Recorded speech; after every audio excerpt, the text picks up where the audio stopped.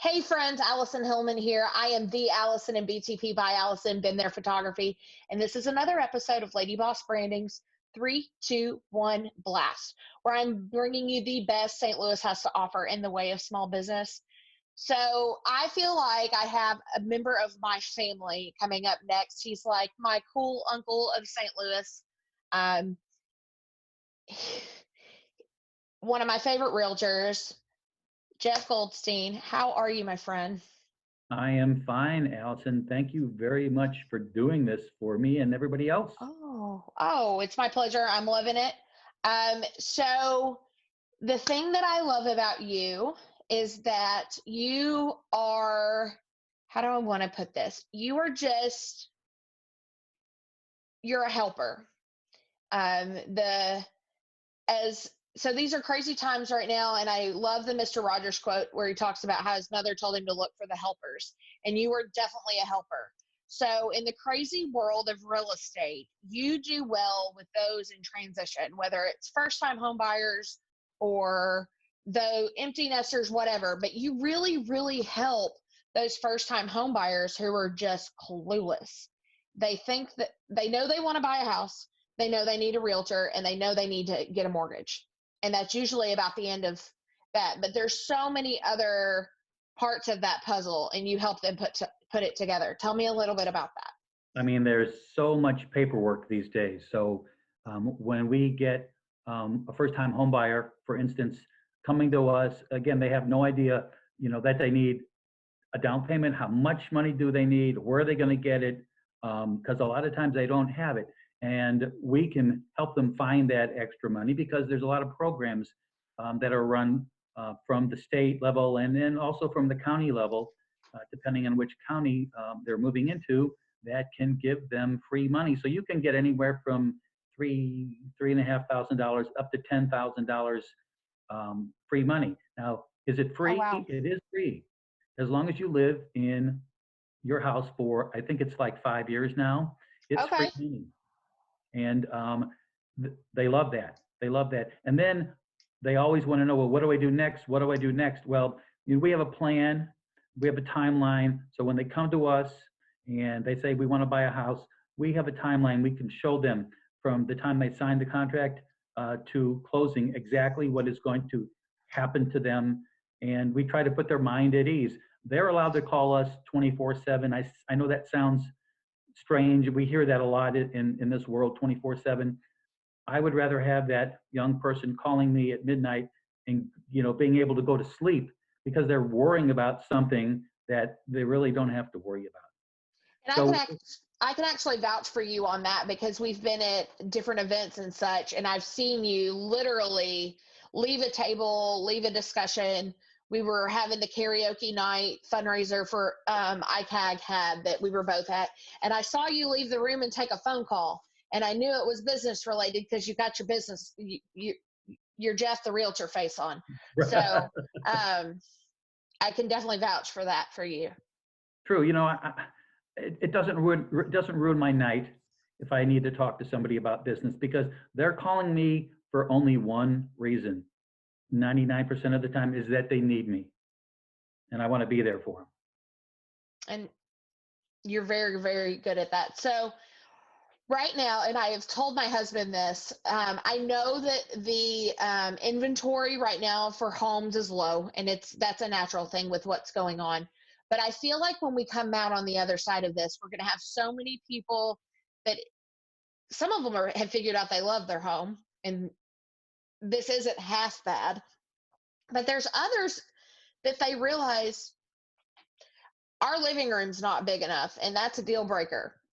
And there's some that may do remodels, and some just may go look for a different house. What advice would you give folks right now that are maybe Um, in that stage?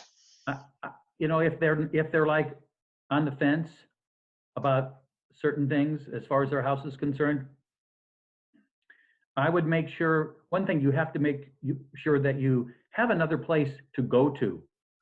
So since homes right now, the inventory is so low, you want to make sure that if you put your house up for sale, that you have an option, whether it is moving into an apartment for 3 months just in case you can't find a house, moving in with relatives, mom, dad, brother, sister, or something like that, because the inventory is so low. I mean, their house is coming on every day.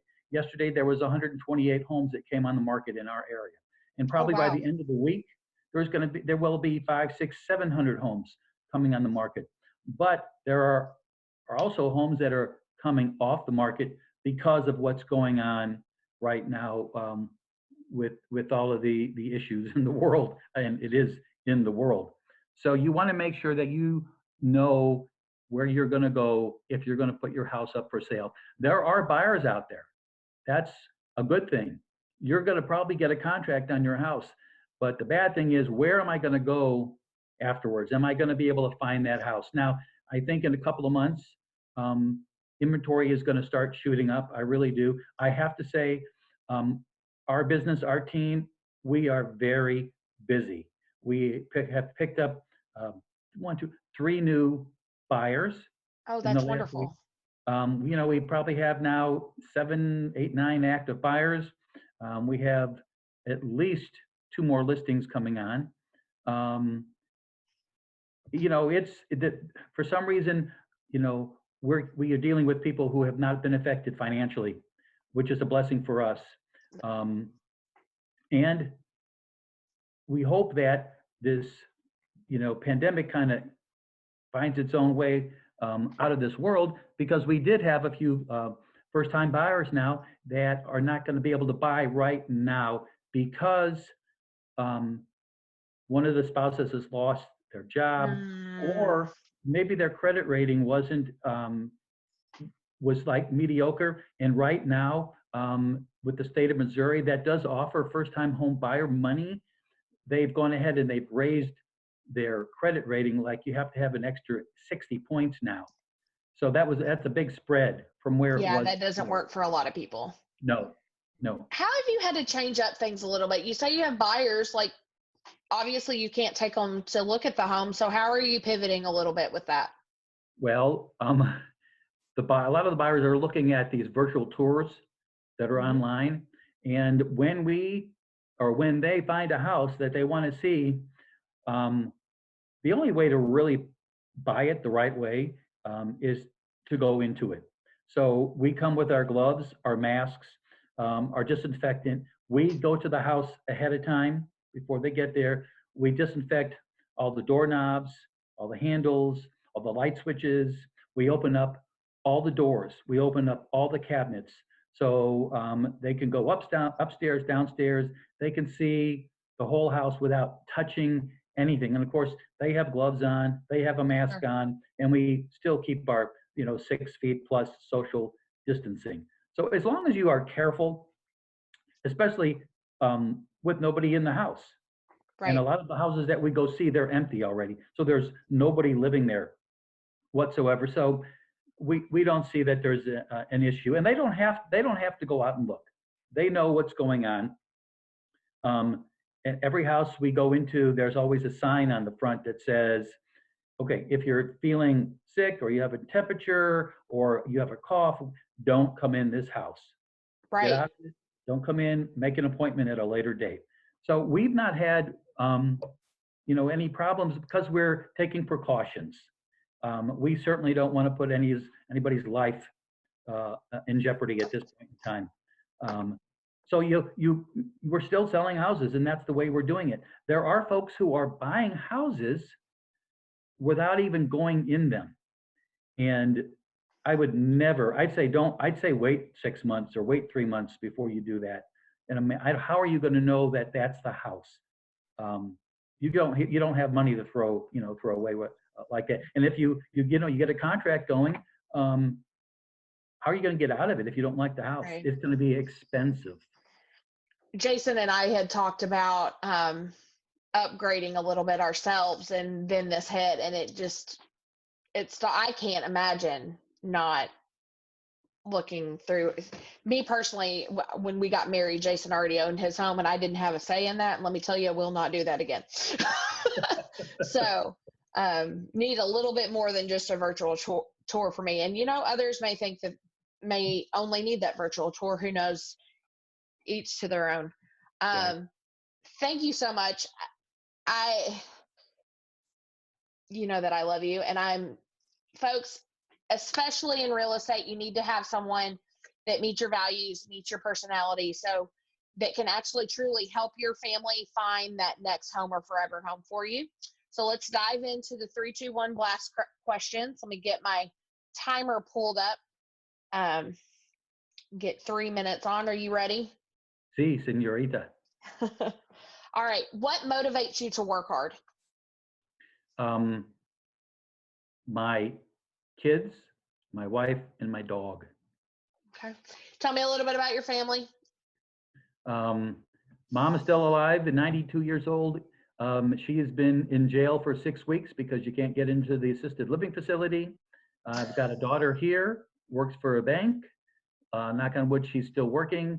I have my son, daughter-in-law, and 2 grandkids in Philadelphia, and they're doing great. Everybody's still working. Of course, I have my Jane here. You know the story about Jane. Too long to go into now. We'll do that another time. And then we've got our little rescue dog, Henry. So that's really, I mean, I have a brother and a sister living out in West County. Can't forget those. And they're married and they have, you know, their families. But that's it. It's really a small family because we moved here from out of state many, many years ago, and we're the only Goldsteins in this area. And Jane is your better half. That is your dynamic duo, your dynamic duo for HomeBase STL. She is definitely my better half. All right. So, do you consider yourself a clean or a messy person? I'm gonna say I'm both. Okay. 50-50. What's your superpower? My smile. I can agree with that. What's your favorite drink? My favorite drink would have to be St. James Winery sweet red wine. Ooh, that is good. I drink that a lot with my in-laws. So what is your favorite family tradition? You're definitely a family guy. Oh my gosh, Allison, family tradition. I mean, everybody is kind of, I got to tell you, I will have to say, for some people would say Easter, but I like Easter mainly because I like to see the kids smile, and now I like to see the grandkids smile. So I'm going to have to say, for me personally, it has to be Easter. All right. If you had a warning label, what would yours say? Do not tickle me. Okay. What was your first job, Jeffrey? My first job was working in a delicatessen in St. Louis when I was 15 years old. So it's going back, 40 years plus. So you have another superpower. Did the delicatessen help start your love of cooking? Well, I kind of liked to cook beforehand when I was even younger, 10, 11, 12, 13. But probably working in the deli helped elevate me to eventually become a chef and an owner of my own catering company. And eventually, after I got out of my catering company, because it took too many hours up, and ended up working at a college as the chef manager. Yeah, I mean, I think working in the deli kind of moved me in that direction. Cool. All right. So St. Louis lightning round. What is your favorite St. Louis zoo animal? Polar bear. Cool. What is your favorite St. Louis attraction? I'm going to have to say the Arch. Me too.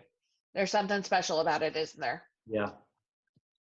All right. So you have friends or family that come to town. They say, show us the city. Where are you taking them? City Museum, probably number one. And then, down to the riverfront, a ball game, which we will have soon. I hope. I miss baseball. And I know you do. A lot of us do. So those are the three. I think, the riverfront, the city museum, and then the baseball game or the stadium. Love it down there.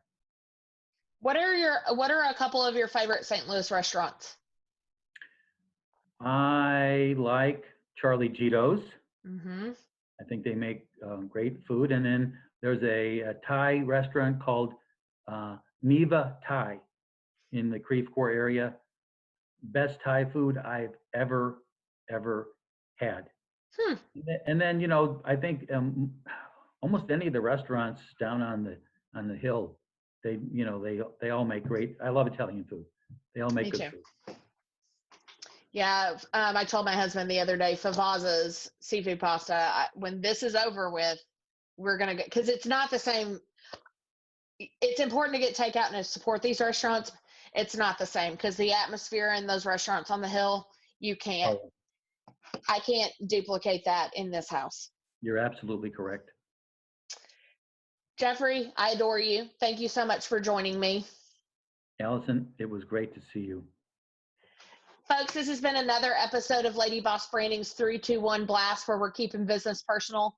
Now remember, every time a small business owner makes a sale, they do a little happy dance. So make sure you're shopping local and put a little groove back into our world.